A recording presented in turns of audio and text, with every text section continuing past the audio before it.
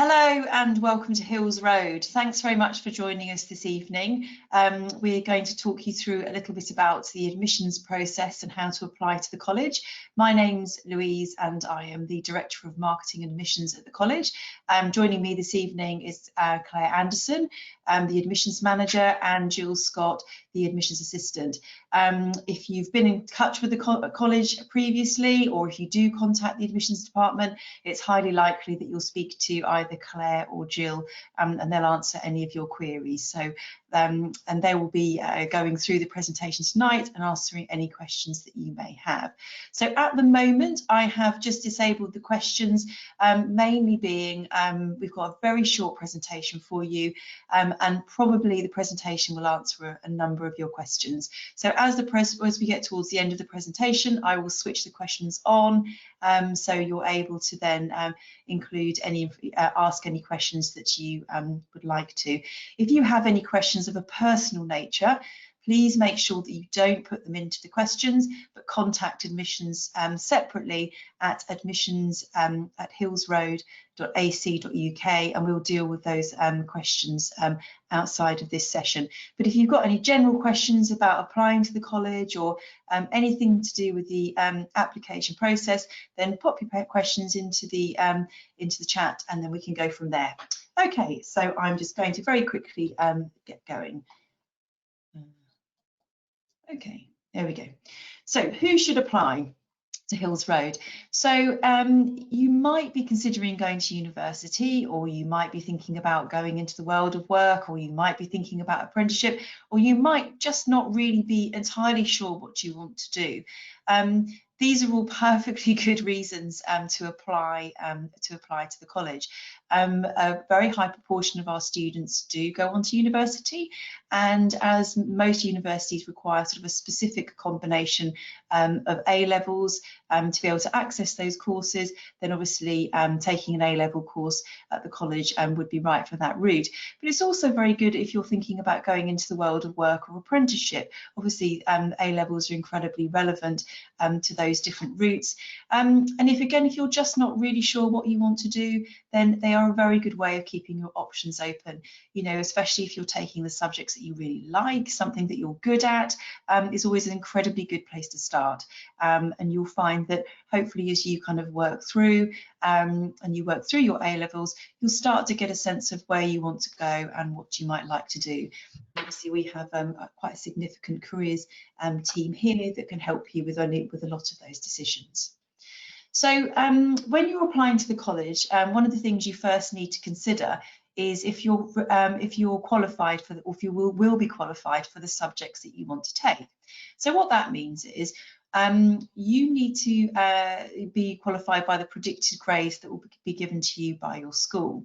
If you look on our website and click on subjects and read about the pick on any subject and read about the course, you'll see on the right hand side of the page a column that says entry requirements, and within that section it will tell you what you need at GCSE, which GCSEs you need, and the grades you need to qualify for that subject. It's also the information is also in our prospectus as well on each subject page. The other, or one of the other criteria for applying is that we also look at admission scores. Now, admission scores might sound a bit scary, but please don't worry. What we do is we work out a calculation based on your predicted grades, and my colleague Claire will take you through all of those calculations in a minute on how you do it, and also a very easy way of doing it if you go to our website. But just so you know what the scores are and a bit more of an explanation about what they are. So the minimum entry admission score, so that covers pretty much the majority of subjects other than those that are listed below and have different scores. Now, the admission score is based on the cohort of each year and those admissions patterns.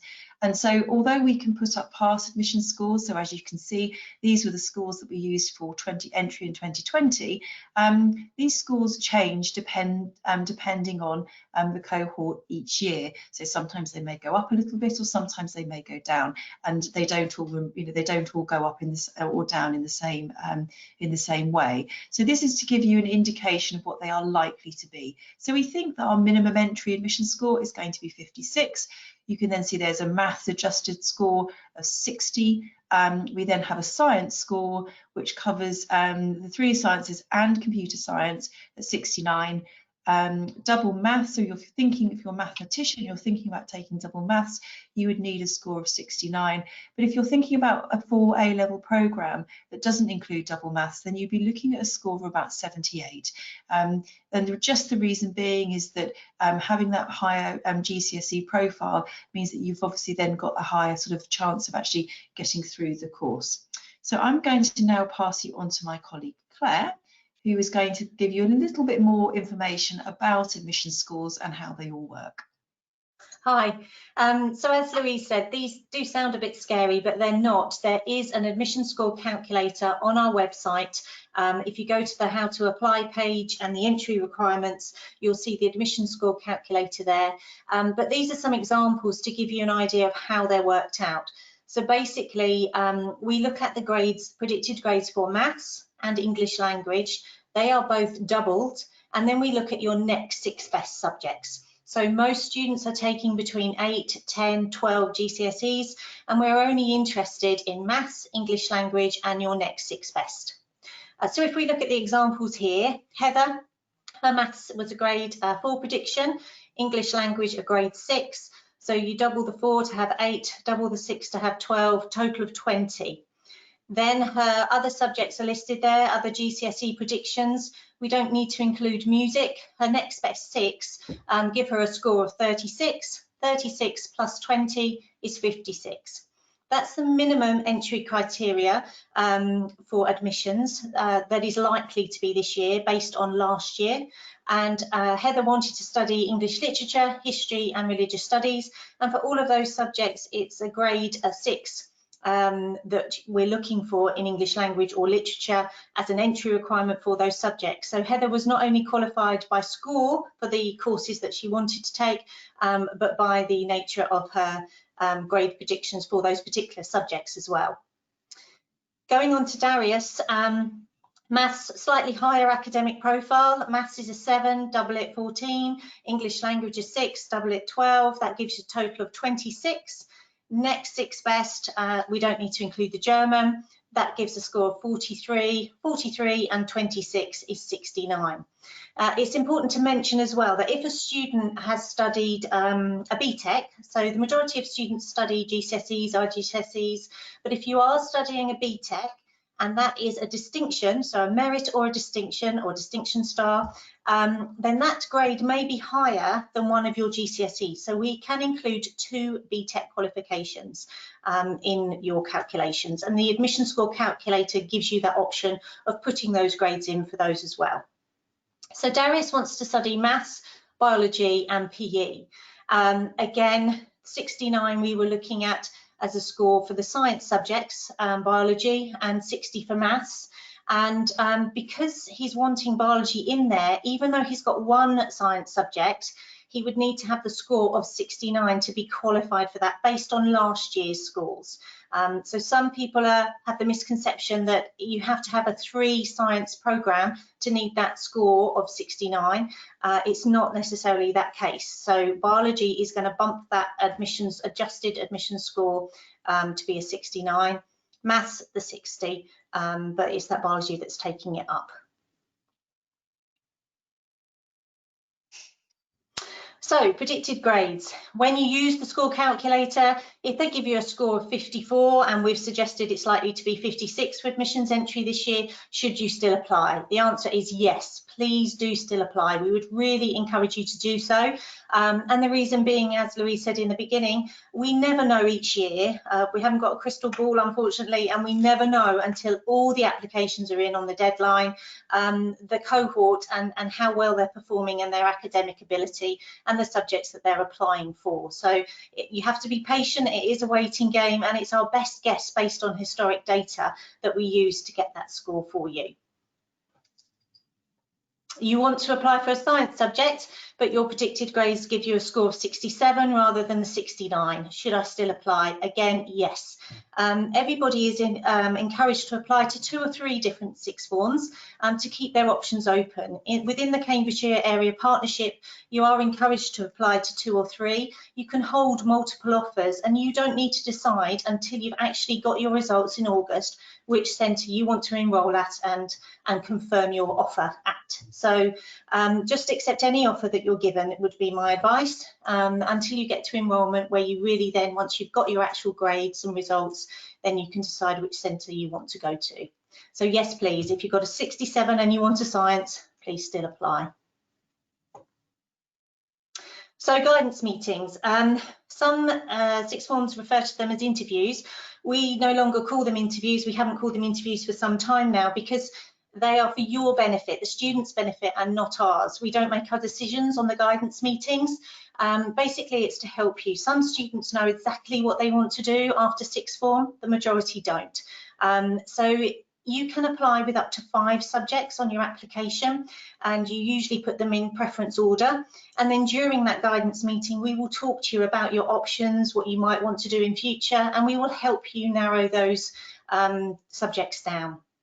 After the guidance meeting, and we hope that they will take place on the 8th and 9th of February, and we hope that they will be actually social distancing, actual guidance meetings rather than virtual, but we'll come on to that later. You will need to reconfirm your subject. So during the discussion, after you've left, within 24 hours, electronically, you'll be told to reconfirm your subjects. Now, some students may come out with a completely different program to what they went in with, and their subjects may have changed, and others may stick with their original choice, which is absolutely fine, but we just need you to reconfirm those, and that's what we use to then make your offers just before the Easter. So to be invited for a guidance meeting, you need to apply by the application closing date. You need to put Hills Road as your first choice A-level centre or second behind a CAP school sixth form, a Cambridge Area Partnership sixth form. The reason we say that is because unfortunately we can't offer guidance meetings to everybody. We just don't have the resources for that. But we appreciate that if you're wanting to apply to centres such as Comberton or Netherhall with the Oaks, that we're all part of the partnership, and if you put us as second choice, we will still consider you. So we will still invite you for the guidance meeting, so please don't worry about that. It's not going to affect your application at all. So you put us first choice unless it's second choice to a CAP school sixth form. You would need to achieve the minimum admission score, which we said is likely to be 56, and you'd need to be qualified for at least 2 of the A-level subjects that you're listing.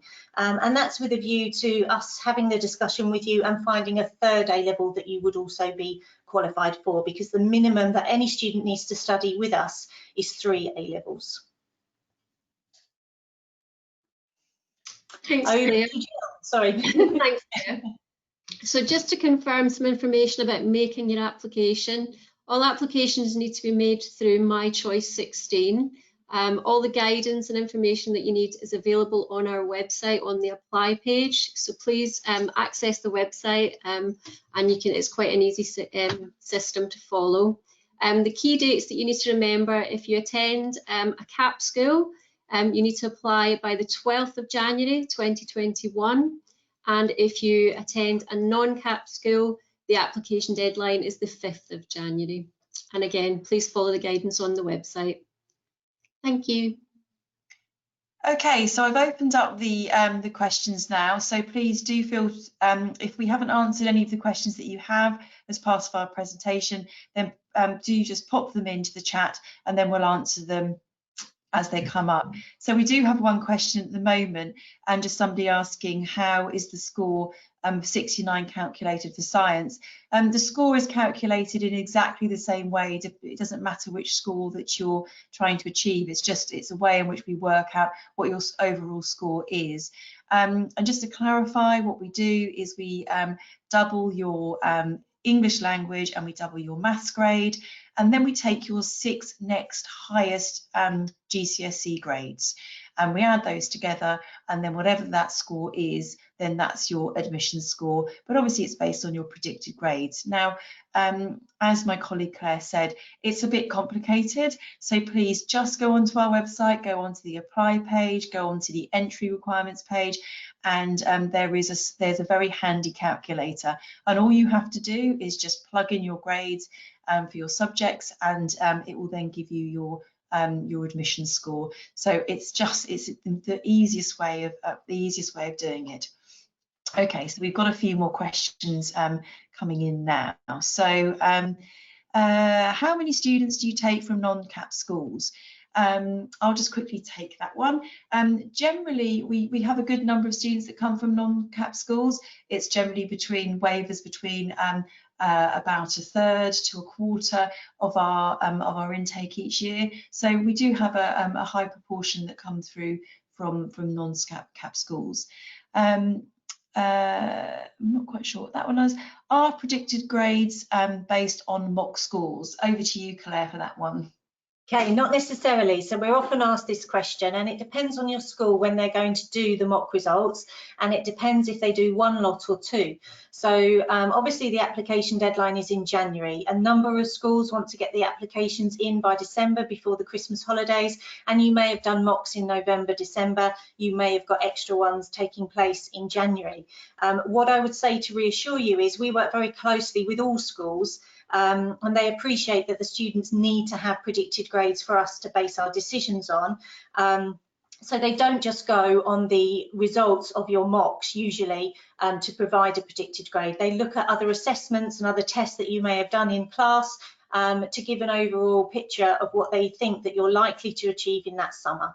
So in the beginning, there were a few schools that are not part of the Cambridge Area Partnership that were providing what we call split grades, where they might say that you're based as a 5 at the moment, but you're likely to get a 6, so they'd predict a 5/6. We can't take split grades, so we need to have a definitive, this is their best guess that you're going to get next summer. And if you work with your tutors or whoever's going to be providing those predicted grades for you, just have a chat with them and say, we need to have one grade, but obviously you want to make sure that that grade is going to qualify you for the subjects. If you're not qualified for the subjects you really are passionate about and that you want to apply for at the time of application in January, but you do better in your actual results, there's always the opportunity to reapply to us post results in August when you prove them wrong with your grade predictions and you get what you knew you could achieve but the teachers weren't predicting, and you can reapply. And we do often make further applications post results, as we call it. Okay, I'm just going to quickly answer these next ones. Does psychology count as a science? No, it doesn't. So you would need a score of 56 if you were thinking about taking psychology, but obviously you would need to take other subjects that were also only required the minimum entry score. Again, all of that information is on the website, but it's much easier, to be honest, if you look in the prospectus, because all of that information is per page on the prospectus. How far away would you say is too far? Over to you, Claire. Well, I'd say sort of an hour, hour and a quarter really is a sustainable distance.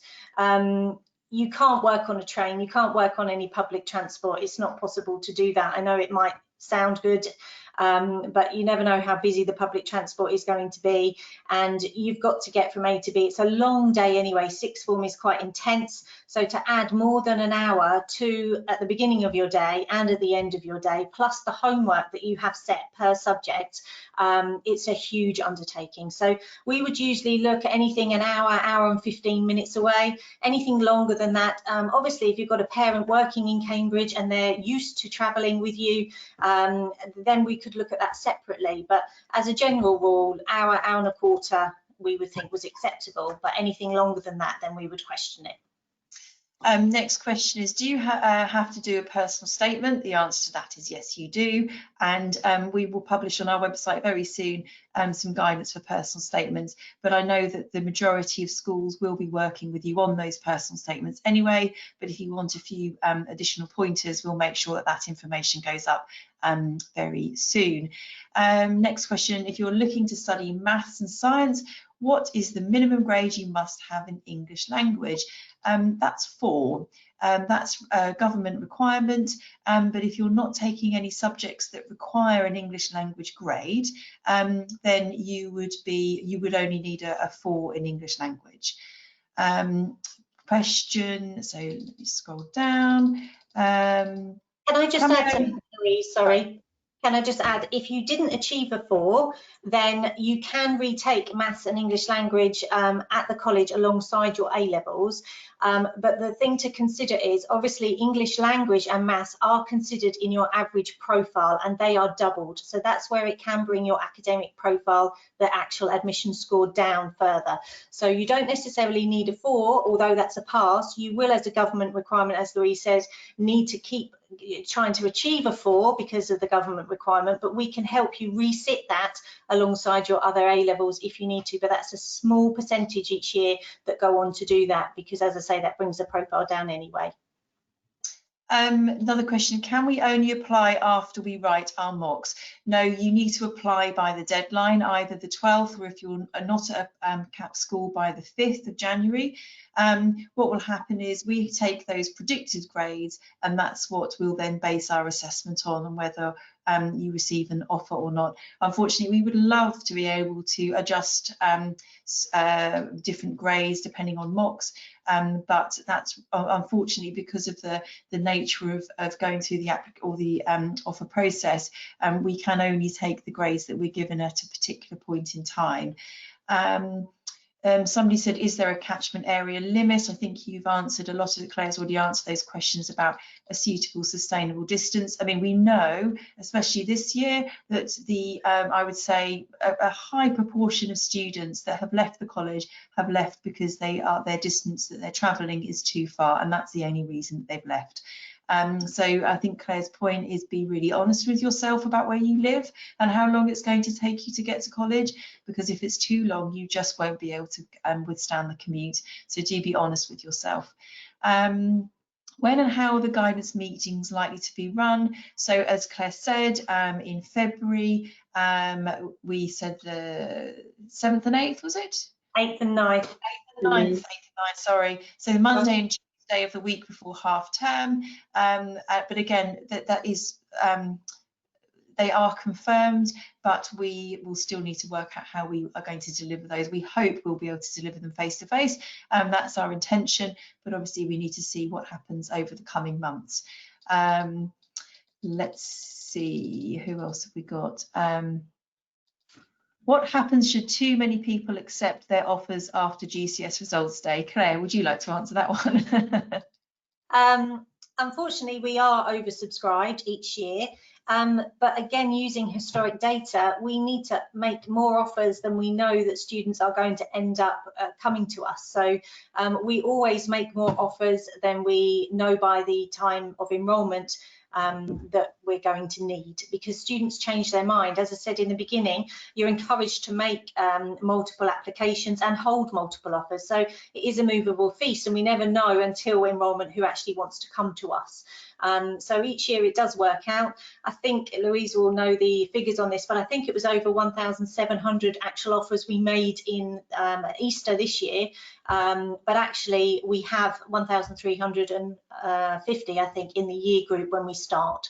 So we do lose quite an amount that change their mind, either because of the distance or their actual grades, or they just want to go where their friends are, a multiple of different reasons, but students have those options to change. I mean, especially this year, the majority of people that, as Claire was saying, have decided not to come to the college, or those numbers to drop down to the 1350 number of students, is due to their decisions, not something that we have done. So this year we've seen that drop off of students deciding they want to study in other places. Just very quickly, is there anything different to the application process for the 4 A-level programme? No, there's not. You just apply in the same way. Another question, somebody's doing 3 GCSE equivalent subjects. will they all counted for the admissions score? If you're doing them as part of your if you're doing GCSEs and you're doing these equivalents, we would count 2 of them, not 3. If you applied but didn't get guidance meeting, are you still able to get a place? Over to you, Claire. Yes, you don't have to attend a guidance meeting because the guidance meeting is for your benefit. If you decide not to attend, as long as you reconfirm the subjects through the online form that we'll send you, that link, then that's absolutely fine. We can still base our decisions on whether we're able to make you an offer or not. The guidance meeting is purely for your benefit. So. If you didn't get in a guidance meeting because for some reason your admission score, or maybe you weren't qualified for enough subjects, Right. then you wouldn't be able to apply to us. No. I'm not quite sure about the question, but just to be on the safe side, but we would make sure we communicated that with you as to the reasons why you hadn't been invited along for guidance meeting, if that was the case. For English, do you consider language or literature? In terms of the admission score, it has to be English language. Let's see. I have a predicted grade 7 in biology, but 5 in foundation maths. Would I still be able to do the biology A-level? Would you like to answer that one, Claire? It's unlikely, but we would have to consider you on a case-by-case basis. So usually the minimum entry criteria for biology would be a 6 in maths. And therefore, if you've got a 5 because it's foundation, we appreciate that that's the highest you could possibly get, but it might not be enough for us to be able to make you that offer. So that's something that we could discuss with you during your guidance meeting. Will it affect you if you put Hills as second to another sixth form such as competent? No, it won't. You can put another CAP sixth form ahead of us, that's absolutely fine, and you will still be, providing you're qualified, you'll still be offered a guidance meeting. Does a school reference influence the application in addition to the predicted grades? Yes, it does. With that in mind, I'd suggest that you read the admissions policy, because that details a little bit more about the types of information that we look at when we are making our decisions. And so please do read the admissions policy, all available on our website. If you go to the apply section, or you go to entry requirements, you can access the policy from both of those pages. Does not going to a CAP school affect the chance of getting in? No, not at all. It's all based on the performance of applicants in that year, or this, you know, the 2021 year of application. Oh, excuse me. If in addition to English and maths there are 6 other GCSE studies, does that matter?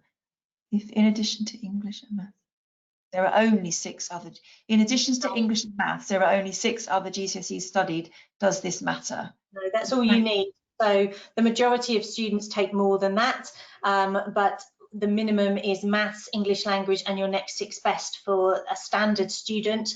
The bare minimum is 5, including your maths and English language. So some homeschool students, or some students that may have come to us from abroad, or staying done a 1-year course for GCSE at MPW, for example, they can only take a maximum of 5. So again, we would consider that application on an individual basis, but they would need to contact admissions and explain that they can't apply with this 8 standard, that it is only 5 that they're applying with, or 6, etc., etc. Somebody's just asking about the admissions score for double maths. You're absolutely right. 69 is the score if you're wanting to take a 4-level programme with double maths. The other score applies if you're taking a programme, a 4 A-level programme without double maths. Another question here: if your predicted grade for a subject does not meet your criteria for that subject at A-level, can you still apply for that subject? Yes, you can, but you need to be qualified for your subjects, unfortunately. So that will be taken into consideration when you come to the college. What I'd suggest you do is, as Claire has said previously, you can put 5 subjects down when you apply to us. Make sure you're qualified for some of those subjects, at least 2. That will qualify you for a guidance meeting. And then the best thing you can do is talk to somebody when you come to your guidance meeting about what it is that you want to go on and do, because they will be able to give you some really good advice on, because there may be other options of what you can do if you're not as strong in one subject, but maybe there's another where you are, and it still kind of opens up those career plans for you. but at least you'll be able to talk to one of our A-level specialists about that at your guidance meeting. Can I just say that with regards to subject choices, so many students change their mind, so you wouldn't be alone. So when you're applying, it's a huge decision to narrow down your subjects that you're studying now to 3 or 4 that you might want to take. So as we said, if you've got that flexibility, you can put 5 on your application, you can adjust those after your guidance meeting, and you'll be made an offer for 3 or 4 based on that decision at that moment in time. Throughout the summer, your decisions on your careers and your aspirations might change completely, or 1 or 2 subjects might change. And also we have the Welcome to Hills Day, where you can sample your offered subjects. So lots of students change their mind after actually sampling them. So if you then want to change your mind on your subjects, you can apply for a course change at enrolment. And even when students start after the first couple of weeks of lessons, if it's not what they thought it was going to be and they want to change, again, they can put in for a course change request. We do over 600 course changes at enrolment, and we do further course changes, and we're up to about 150, I believe, once lessons have started. So please don't think that this is, you know, set in stone, your decisions that you're making now, because it is all movable, and just to give you that flexibility, really. Question here, do we need to mention our personal statement that we want to go to Hills Road? Well, it's quite nice if you sort of say why you want to come to the college, but what we really want to know is why you want to study your subjects and what you really love about those subjects and what you want to go on to do, and all of the things really relating to you know, your passion about those subjects. So you can reference it's nice to see, but it's not critical. What is important is understanding a lot more about those subjects. What happens after GCSE's results come out? When and how do I know if I get in? If you're qualified, we will contact you and we will ask you to start stage 1 enrolment. If for any reason you're not qualified in any of your subjects, then you'll be invited in to meet with one of our enrolment team where they'll discuss your options. So at no point will, don't worry, it's not a case of you sit there and have to work it out yourself. We will be in touch with you, and we will then, depending on what you have achieved, we will then work with you to look at what the best options are available for you.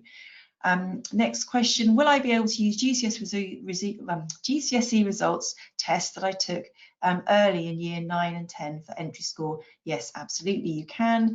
You need to include your best scores. Are all applications online or are any paper applications required? Over to you, Jill.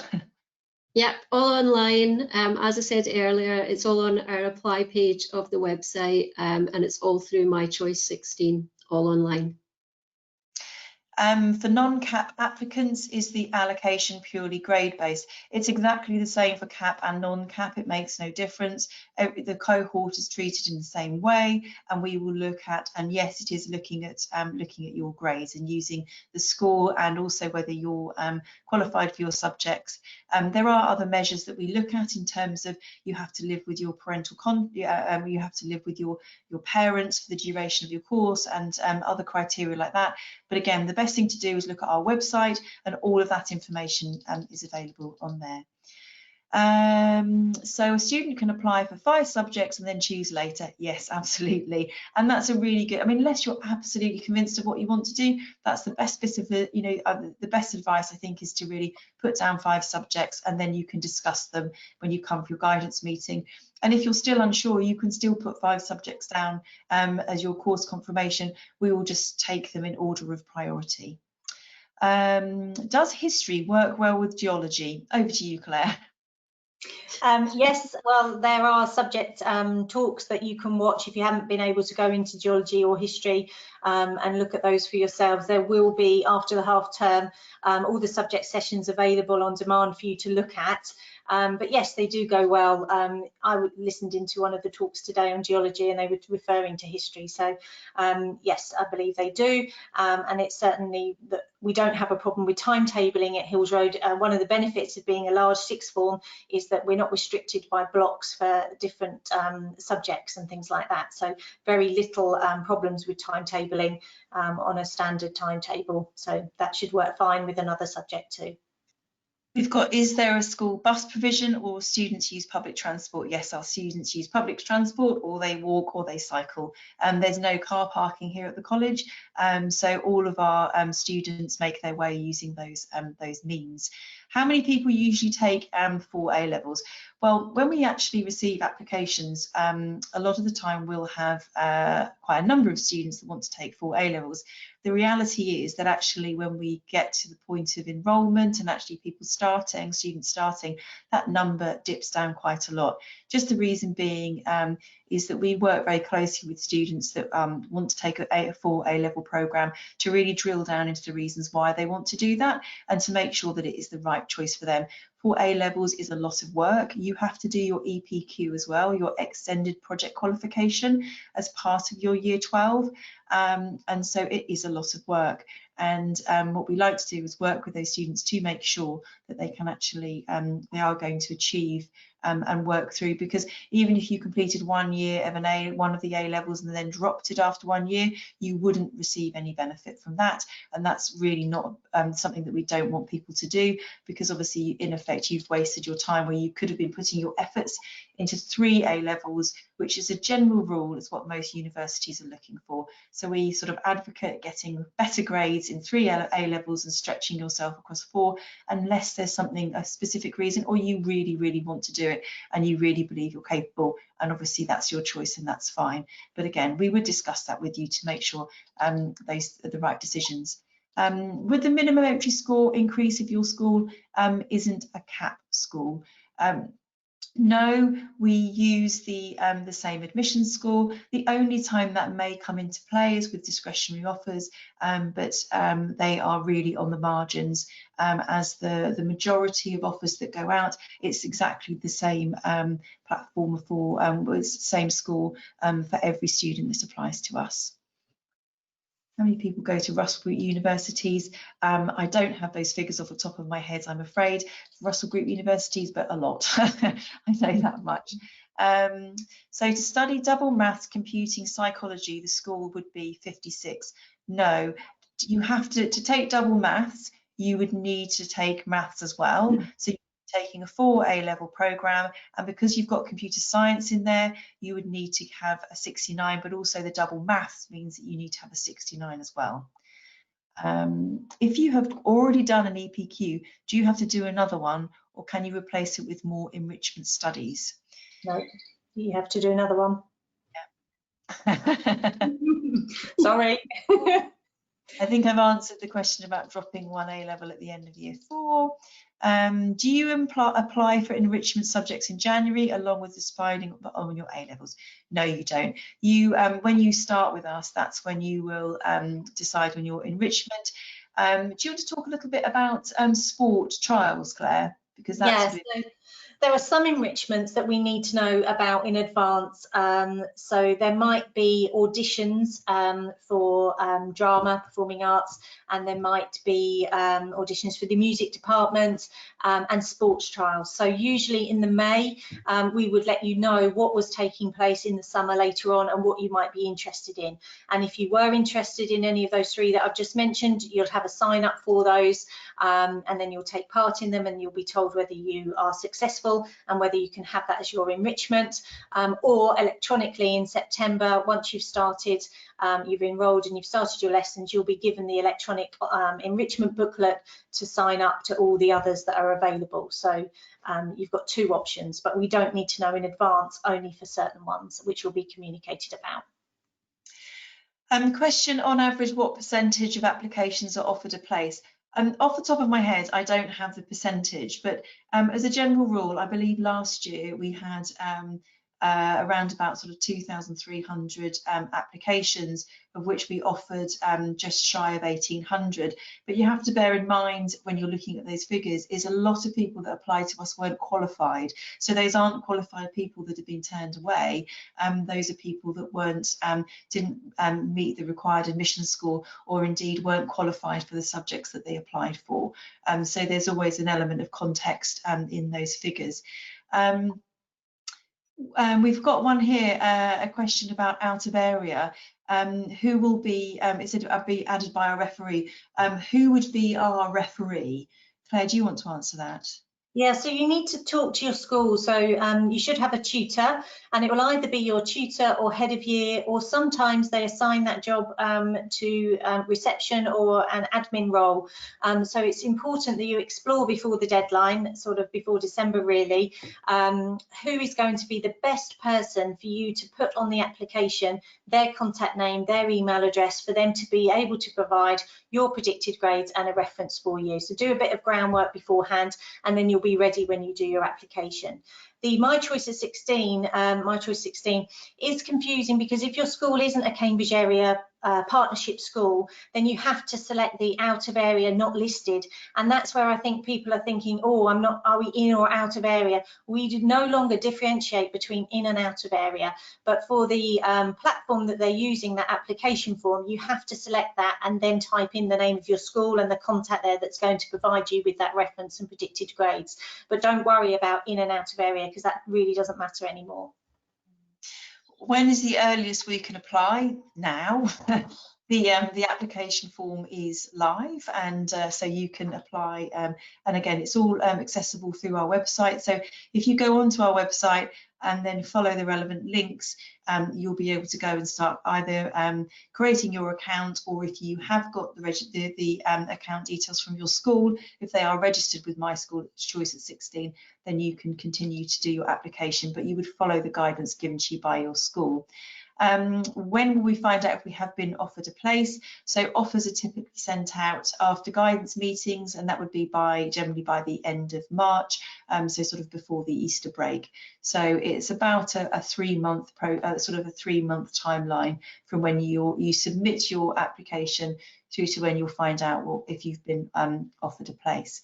We've already answered those. I'm just chipping in here again. There's no benefit to applying early. It's not a first come, first served basis either. We need to have all the information to consider your application. It needs to be complete. So please do your research and the groundwork on who needs to help you with this application at your school, so that they can do their bit as well within the time frame. And then once the applications are all complete, then we look at them all in one go. So don't worry that you haven't applied now, you're leaving it till January the 5th. We will all consider you the same as long as it's within the deadline that we've set. There's a question here from a home educated student. How do we obtain predicted grades since our parents teach us? Okay, that is really tricky, because usually you would need a tutor. Now, some homeschooled students work closely with tutors, and they're able to provide assessment grades and predicted grades. If it is your parents that are teaching you, unfortunately, I mean, you can email separately, but usually what the case is you have to wait until post results, so that we actually have some results to then be able to consider you and make you an offer. It depends on your parents' profession, I guess, and their career and other mitigating circumstances. So I would prefer you to send us an email and give us a bit more background for that to admissions@hillsroad.ac.uk, and we can advise you further. One question is about when you've received your offer, you typically get about a week to 10 days to accept the offer. Obviously, if you change your mind and you think, you know, I just don't want to go to Hills Road, then you can withdraw at any time. That's absolutely fine. I'm just going to quickly try and go through a few, because we're just running out of time now. Will I be disadvantaged to getting an offer if I have lower grades and haven't got 8s and 9s? Absolutely not. All students that come here, we have a range of students with different levels of qualifications, and they can do equally well and actually go off to their first choice destinations, because it's about what they want to do. So yes, you'll still do very well here, and you don't have to have 8s and 9s to be able to come. Let's see.